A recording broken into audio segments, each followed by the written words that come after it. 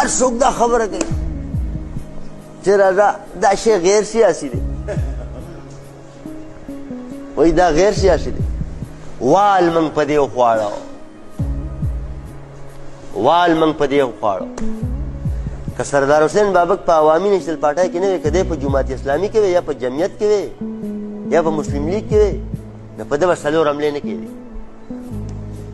میا افتخار حسین له به یو بچی نه وجه بشیر بلور به یې نه وجه که دی په بله پارټۍ کې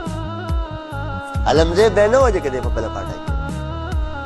نو دا په جار وایو چې موږ سیاسي یو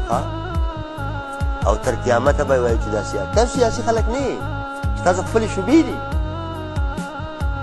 خو سوال خو نن دلته دا دی چې ته ولې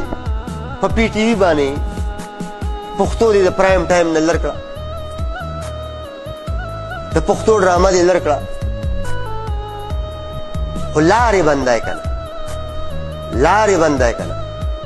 چې داسې مشران دا خپله شوبه پرېږدي چې د هغې سپیشلیست بله شوبه اختیار کړي چې کمزوری شي که نه نو که تاسو ځان ته هر څومره غیر سیاسي ووایئ دا ستاسو مسله ده او دا ستاسو اختیار دی خو چې تر څو پورې ځان ته پښتانه نه ویلي پښتانه که نه نو نه خلاصېږئ او نه خلاصېږو نو راځئ چې په جار که مولا دیم چې پښتون شي پښتون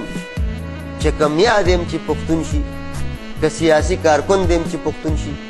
که سندرغاړی دی چې هم پښتون شي که اداکار دی او که فنکار دی چې هم پښتون شي او که د مدرسې ممبر دی هم چې پښتون شي قسم په خدای دی که د دې پلار زموږ مقابله وکړه خو موږ ورته ځان غیر سیاسي کړو